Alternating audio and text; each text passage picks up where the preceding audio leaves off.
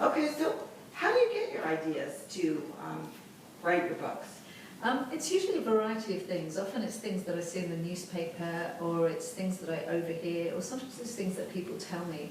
So, for example, in the case of Me Before You, which is probably my most well-known book, I heard a news story back in 2008 about a young rugby player who had been left quadriplegic after an accident and asked his parents to take him to Dignitas to end his life. It's a centre for assisted suicide in Switzerland. And I was really shocked by it because I couldn't understand how any parent would agree to do it. And then the more I thought about it and the more I read about it, the more I realised it was not quite as black and white as I wanted it to be. And I believe that the stories and the issues that won't leave your head are the ones that you should write about, because they're the ones that tend to kind of jump off the page, and that was one of them. In that example, did the idea of Dignitas create the story that went around it? Yeah, well, it was more, I kept trying to put myself in the place, firstly, of the young man, and ask myself, you know, if you had suffered that kind of catastrophic accident and you required 24-hour care to stay alive, how would you give your life meaning? How would you give yourself hope in a situation that basically had no hope? Because we all like to think we'd be like Christopher Reeve, you know, that we would be graceful and we would do things to kind of look outward, but I suspect I would be horrible. I suspect I would be horrible and bitter and envious of people who could still move. So it was really to explore what it would be like to be him, and then also what would it be like if the person you love most in all the world said, I don't want to live anymore. How would you persuade them to stay alive? And because I could so easily kind of imagine my way into the shoes of lots of people surrounding this man, it became a kind of compelling story for me. What was the message that you wanted to send readers when they were done reading Me Before You? Well, it was certainly not to say that a disabled life is not worth living. I'm the mother of a disabled child, all my children is disabled, so if anything it was the opposite. What I wanted to say is, when you meet Will Traynor, the lead character in this book, very quickly you realise that the wheelchair is the least interesting thing about him. You know, the least compelling thing. He is funny, he is annoying, he is sarcastic, he is sexy, he is charismatic. What he is not is just a wheelchair. And I suppose I wanted to do that because for my own son, who happens to be deaf, I wanted his deafness to be the least interesting thing about him, because to us, he is a million other things other than deaf, and the deafness kind of gets forgotten most of the time anyway, because he is just who he is. But it's also a book about life. I wanted it to be a book that basically encourages you to maybe step out of your comfort zone and just live the most interesting life that you can within your circumstances. In 1+1, what was the initial idea that got you to write that book? Well, there was a couple of things. Again, one of it was I'd kind of been uncomfortable about the growing disparity between rich and poor in my own country. I think you have a similar kind of issue going on here. I just wasn't sure that it's good for society, even if you're lucky enough to be on the right side of it. But it also came about because I have a friend who's a cleaner. Well, she's my cleaner, but I also consider her a friend. She's been with me about 12 years. And she came in once and she was in a bad mood. And I said, what's the matter? And she told me a story of how a neighbour, someone I knew as a nice professional woman, she had gone into her office to clean, and the woman had been on the phone and literally slammed the door in her face. And she thought, okay, well, she's on the phone. It was a bit rude, but I'm not going to kind of... And then the woman made no reference to it. It was like, and she said, it's like I don't even exist. It's like I'm lower than a dog to her, that she could just shut the door literally in my face, but then not feel the need to make a reference to it afterwards. And I was really shocked by it, because I know both people. It seemed like pretty bad behaviour to me, but it made me think, how do we see those people who are economically lower than us in an age where this gap is widening? And so I thought it would be interesting to take two people who are at opposite ends of the economic scale and force them together, and what better way to keep them together than to stick them in a car, you know, for a long, long journey. And, you know, without wanting to be too political, I also just wanted to write a road trip, and I wanted to make it funny and sexy and, you know, silly and all those things. So it was a kind of combination of things. You sort of have this a similar financial disparity in Me Before You. I mean, is that a common theme for you? Well, no, actually it's the only two books of my 11 that cover that ground, but I consider them to be quite different, because in Me Before You, to me, it's about class and it's about ambition. What you have there is a young woman who has no ambition. She's like a lot of girls I grew up with, who is quite content to stay within the same zip code for her whole life. Whereas actually in 1+1, if you were to look at the class element, Jess's mum is a teacher. In theory, she should be higher than Ed, because Ed's dad is in the military at kind of fairly low level. He's a military policeman.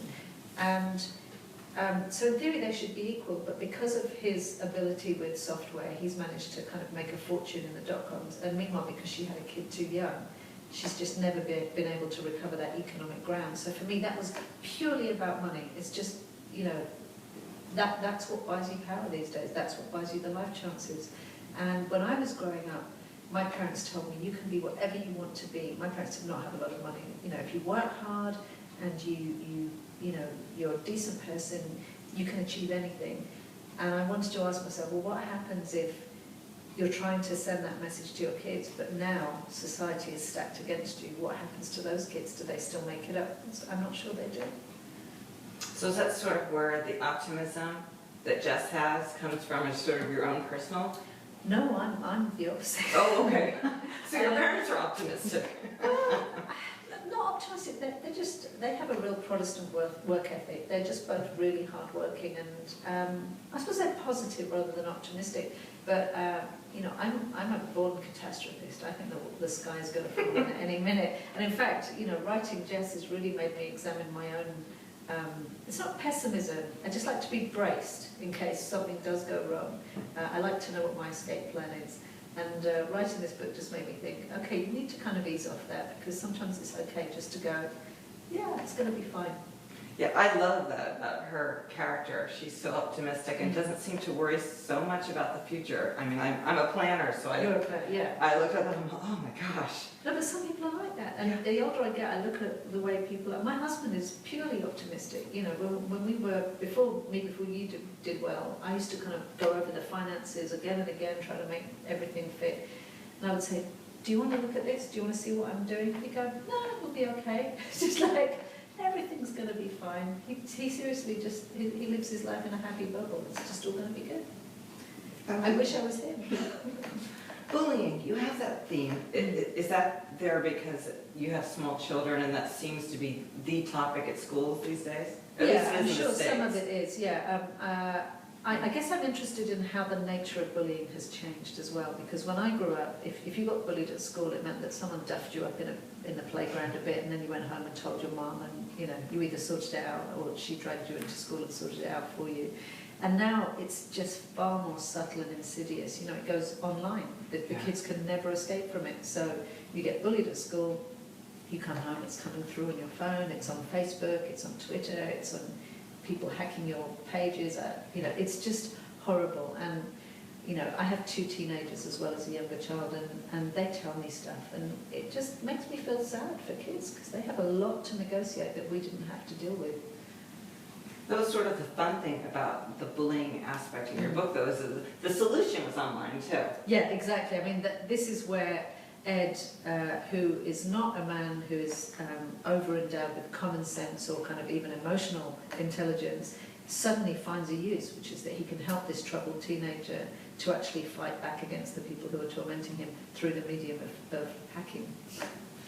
Did you intend for him to be a kind character? I mean, he is kind in some of the things that he does, yeah. But I initially didn't feel him that way when I first opened the book and read that first chapter or so. No, he's an idiot to start with. But I mean, this is the thing that always fascinates me about people, is that we're always a mixture of things. You know, there are no villains, really. Most people who do bad or stupid stuff do it for what they think are good reasons. And so what I wanted to do is take a man who does not look like a great option from the outside, but actually when you push him in the right direction, or when you peel back some layers, you realise that this is an okay human being. It's just that some people take a little longer to get there, you know, and perhaps he just hadn't really ever had to confront who he was, because he could just focus outwards on binary code and digital technology, which, you know, I think there are quite a few men who actually, you know, my husband is one, he likes to lose himself in his man cave at the laptop, you know. In the old days, they might go out hunting, shooting and fishing. What he likes to do is just lose himself in a digital world. And but some younger men do that to the avoidance of everything else. Were you saying anything about motherhood or what it was to be a good mother in Jess? Yeah, I wanted to write a mother who might not be a kind of Walton-style mother, but who was just a good person. It's been a bugbear of mine how mothers are portrayed in fiction, and so I just really wanted to write someone who might make mistakes, but was basically a decent, loving person, and that the family themselves were not the problem. Because actually, mostly when you see teenagers and mothers in fiction or in the media, or in movies, whatever, they're always butting heads. They are having problems. And actually, the great revelation to me in having teenagers is it's not necessarily like that. You know, if you talk to them and if they feel like you're on their side, they'll have their moments, but generally, you get on okay. They're quite nice. I'm hoping you're right. My oldest is 12. Hang on in there. I found 12 much harder than, say, 15, 16. Yeah. Time will tell. Yes. Love stories. Is that what you consider your genre, or is it more just character development of people and? I would go for the latter, but I'm known as a romance writer, and it's a moniker I struggle with a bit, because in England romance has such kind of cheap connotations. It becomes synonymous with a kind of cheap paperback and someone lying on a chaise longue churning it out to her secretary with a feather boa. I argue that nearly all good literature has a love story at the heart of it, whether it's kind of War and Peace or Pride and Prejudice or, I don't know, you know, The Goldfinch. Everything has love in it. I think I write commercial fiction. I'm not pretending that I write high literature, but I try to make it good quality commercial fiction that has issues in it as well as love. Yeah, the only other one of the books that I have read of yours is the letters one, Oh, okay. which I adore, by the way. It's very different. Yeah, it is. the And that other was the two. only time I have ever decided to embrace the romance tag in a big way. I mean, I've written 11 books, and I finally gave up. I thought, okay, I'm going to write the literary equivalent of a black and white movie. I just wanted to write that kind of Sunday evening, have a sob in front of the TV type of a book. And actually, I did enjoy it. That, you know, the love letter aspect was great fun to write. And what got you to write the love letter? Is it that we don't write letters anymore? We text? Yeah, well, like everything, you know, like all the books, it came about from a couple of things. One of which is I had a cousin who was 10 years younger than me, and she happened to let slip one day that she'd never received a love letter. And I was really shocked by that, because that was a big part of my late teens and early 20s. Is, you know, you had a boyfriend, you lived abroad, or you were at college, and you exchanged love letters, and it was. You know, I've still got them. I've got bundles of them at home. My husband wrote them to me. The man I dated before my husband wrote them to me. It was just, it's lovely. And I felt sad for her, because I said, what do you do? And she said, well, I've got, you know, you get booty calls, or you get, you know, text messages, or, you know, Facebook messages. But the other thing that intrigued me was I was being really nosy, and I was eavesdropping on a group of women in a bar, because they were all crowded around this phone, there were like 4 or 5 of them, and they were deciphering a message. And I was really intrigued, so I was kind of trying to work out. They spent about 20 minutes going over this message and just discussing what it would mean, and I was really curious to know what this message said. And then finally it emerged that what this message said in sum total was later X. And they were discussing what was the significance of later. Did it mean later this week? Did it mean later this month? Later when his wife was out of town? What was the X? Should it be more than one X? Did it mean that he really liked her? Should it have been a capitalized X? And I was just thinking, this is crazy, because we live in this age that's meant to be the age of communication, and yet it seems to have muddied the waters. So I guess it was part a kind of paean to the lost art of love letter writing, but it was also looking at how communication has become muddied by our new forms of communication. You know, when my cousin was getting a text message, she didn't know whether it meant this guy really liked her or not, or whether, you know, it was a different kind of call altogether. So, yeah, that was what that book was inspired by. So you have an idea, and do you start with sentence 1? No, usually I kind of cook it for about 3 months. I kind of roll ideas around in my head, and I try and work out how I'm going to bring things together. And I asked myself, what is this book really about? You know, is it about a love letter? Is it about mystery to do with love?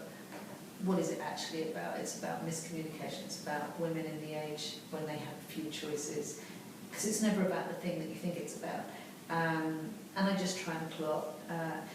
At the moment, I'm writing a book which has taken kind of 8 months to get off the ground. I think I've written 60,000 words. Sorry, I've written 30,000 words and deleted a further 60,000 words. Sometimes you just have to kind of work out where you're going through just trial and error. So yeah, you never know what's going to happen next. Every book is different. Every book I start, I think, well, how on earth did I do the last one? I have no idea. Do you sit down every day and say, I'm going to spend 2 hours writing or whatever, or is it? I try, yeah, it depends. I mean, I have 3 kids, I have animals, I have a promotional schedule. It just depends when I can fit it in. But my aim is 5,000 words a week, and I try and just kind of shoehorn my writing time in whenever I can. And then if I get very behind, I disappear for a bit. I go to a hotel or go abroad and just literally do nothing but stay in a bathroom and write solidly for 3 or 4 days. Do you have a sense of how long it takes you to write 5,000 words that you wouldn't erase? No, because it's different every time. You know, you can have a week where things come so clearly and cleanly that you can get 12,000 words done in a week, and then you can do a month where you barely progress by 500 words because everything you do you end up deleting the next day. And that's when I think a writer is really horrible to live with, because you just become really grumpy and despondent, and you know, nobody understands because everything's in your head. It's not even like you can ask a co-worker, how do I solve this problem, because you're the only person who can solve it. But I think my family kind of used to me now. Just, you know, my husband goes, oh, we're at 20,000 words, yeah.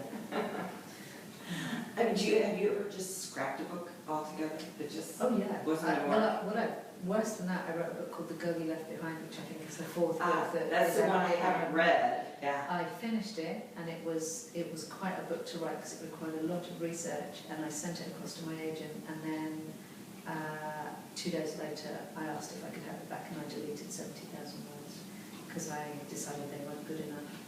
And so I had to then rewrite that whole section of the book and weave it back in. And it was awful. It was really hard work, but I don't regret it for a minute. I think you have to kind of go with your gut, and I just knew in my heart that it wasn't good enough as it was. Do you give your book to a group of friends, or, I mean, I think there's some writers like in the South that I hear about have these writing, they're all well-known writers and they kind of get together and chat. Do you have a group of people that vet your book, or you just go right to it? I have 2 girlfriends who are writers. One is Sophie Kinsella, who I think you know here, and I'll talk problems through with her, and I will talk, there's another writer who I'm not sure is as big over here called Jewell, and we will get together face to face, and she tells me the problems she's having with her book, and I tell her the problems I'm having with mine, and then we throw solutions at each other. But both those women I trust so implicitly, because I know we all think the same way about plot and crafting and how seriously we take it, and that we all have each other's best interests at heart. Because you have to be very careful who you talk to about your work, because it's such a fragile thing. It's so easy to bash your confidence. But my husband is my first reader. I showed him a book when I finished, and then he reads it and he tells me his opinion. And then I don't talk to him for 2 days. But it's usually fine. Is he a writer also? Not about fiction, no. He writes about technology. Oh. He's just kind of different sphere entirely. And this raises another interesting one, the critics. And when you go out and people say, I love this book, it's so much better than this book. As the writer, how do you take that? What, when it's my books being compared to each other? To each other, or, well, yeah. I try to be philosophical about it, because I think about some of my favourite musical artists. So, for example, Rufus Wainwright, who I absolutely love. But if I buy one of his albums, I probably love 2 songs, I probably like 5 songs, and then there might be a couple that I tend to skip past when they come up. But so I just think books are like that. You can't please everybody all the time, and if they're willing to give you a chance after the one they didn't like as much, then that's all you can ask for. I just tell myself, if I put everything I can into a book, if they don't like that one, that's absolutely within their rights, but hopefully they'll like the next one, because all mine tend to be quite different. You know, I plead the Rufus Wainwright analogy. You've written more than the 4 that I know about. What are the sort of genres or topics of the other ones? Oh, okay. Well, later this year, coming out over here, is a book about, it's a mystery romance, a sort of kind of a whodunit kind of romance set in a whale watching community in South Australia. That's one. And the other one is about war brides who came to England on an aircraft carrier based on a true story, which was told to me by my grandmother, about 600 war brides who spent 6 weeks on a voyage with 1,000 men still aboard the aircraft carrier. So you can imagine what happened. It was interesting. Really different topics. Yeah, really different topics. Than the couple that have made critical success here. Yeah, yeah. I can't write the same book twice. I just can't do it. I kind of tend to veer around. The lovely thing for me, this was a problem. This nearly killed my writing career for the first eight books, because my publishers in England didn't know how to market them, because with the books all different, you can't put the same sort of cover on them. But now, and the American publishers seem to have got this to a T, they just do a font cover every time. Now it seems to be working for me, because the people who like my books just go, okay, well we know we're going to just go with the story, and people don't seem to care anymore whether it's historical or modern day or whatever. So, I don't know, I'll listen to the reads and see what they think. So, I mean, did you grow up knowing you wanted to be a writer? No, I didn't know a single writer when I grew up. I was not a kid who knew. I thought a writer was someone, you know, who was terribly intellectual and surrounded themselves with intellectuals. And my parents were artists, so everything in our house was about the visual. But I was an only child, and I just loved writing stories, and I guess I just never lost the habit. I was a journalist for 10 years, and my favourite part of that was telling people stories. You know, it's just a different form. So it's a less fictionalised form of it. Yeah. So when you were a journalist, were you writing news stories or more like human interests? Mostly news stories. I was a news reporter for 6 years. I was a news editor for 2 years, and then I wrote about arts and media for 2 years. Yeah. And then at one point you just decided, I'm going to write a book. Well, I started writing books when I was doing night shifts, because I just wanted to see, A, if I could, but also to kind of keep sane in the daylight hours when all my friends were working and I was by myself but still awake in the flat. So it was really a test once I got going to see if I could finish a book, because everybody says they can write a book, but very few people actually get to the end. And then once I'd done one, I thought, well, I could do this, I could do it better. And then I wrote another one, and that kind of got me an agent, and she said, well, this is okay, but it's not publishable, try again. And then by number 3, I really just wanted to get something published, and I nearly gave up when that got turned down. And then luckily for me, I wrote the early chapters of Sheltering Rain, which was my 4th book, and that got turned into a bidding war between 6 publishers. So that was my springboard. But, you know, I started writing books, I would say then in probably 1995. Didn't get one published till 2002, and then didn't get a book in the charts until 2011. So I'm kind of a 15-year overnight success, really. The title, is that the last thing that you come up with? Does it It occur depends you? on the book. Oh, okay. The Last Letter from Your Lover was a title that popped into my head one day, and I really liked it. But funny enough, my English publisher did not like it at all. We had to convince her to keep it.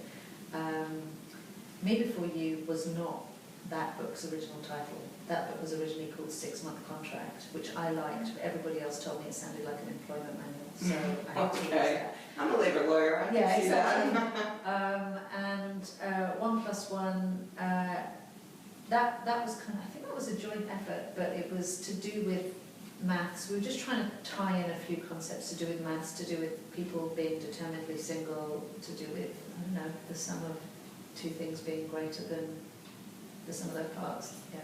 I was going to ask you what exactly that title meant, but... You know, like Me Before You, I kind of like to keep them a bit opaque, because I quite like the fact that people read their own stuff into them. It's like with the book itself. I think a writer puts in about 40% and the reader puts in about 60% of their own experience. And whenever people say to me, this is what I think it means to say, I'm happy to go with that. It's fine. Yeah. But you have an intended meaning behind. I do, yeah, but I don't know, sometimes I think if you're too specific, you spoil it for people. It's like when you finally see your favourite characters on screen, you know, you suddenly can't remember who you pictured in your head when you were reading a book. Right. So yeah, I kind of like people to have their own thing going on. The kids in 1+1, they're not odd exactly, but they're outside the norm. Quirky. They're definitely quirky, but they're sort of outside the norm. Yeah. Was that something I assume you did it on purpose? Yeah, I did. I mean, you know, my kids are frequently described as quirky, and I feel sad for, not so much my kids because they don't care, they're quite happy in their own skins, but you see a lot of kids who fall outside the mainstream, and the difficulties if you don't fit into a gang or a tribe are kind of immense when you're young. And also I just wanted to show a girl who was good at maths and was totally comfortable with that. You know, I feel, as the mother of a teenage girl, really concerned at the way girls are kind of funneled into a certain way of being, you know, by other girls as well. And I just want girls to be able to be who they are, whether it be maths geek or jock or, you know, or beauty queen, whatever you want to be, it's fine, but let's just kind of ease off each other. Let's just stop policing each other and let us be, yeah. Did you choose math because typically girls haven't been funneled that way? Yeah. Also because it's something I don't understand at all, and I always quite like kind of pushing my way into areas where I know nothing. That's why I went to law school. Oh, okay. I don't know anything about math. But I find it interesting because, I mean, I have a 12-year-old and her goal is to fit in. So it's very unfortunate, it's the age, but it was interesting because neither one of those kids really fit in. No. But they were lovely. Well, I thought so. I just wanted to make them likeable, and I didn't want to make a teenager who was kind of conventionally angry at everybody and door slamming, and you know, you look at him in the first scenes and you think, oh, okay, I know who this is, but then actually, when you dig a little deeper, you find that he's just a kind boy who's struggling to not fit in. Yeah. Who was saving whom in 1+1? Both. I deliberately didn't want Ed to save Jess. I did not want him to step in financially and sort her out, so I think she saved him right back. And even me before you. Well, it goes both ways. Yeah, I thought it was really interesting. I don't want a Prince Charming, that's not the point, you know. It's got to be about what two people can kind of give to each other. Yeah.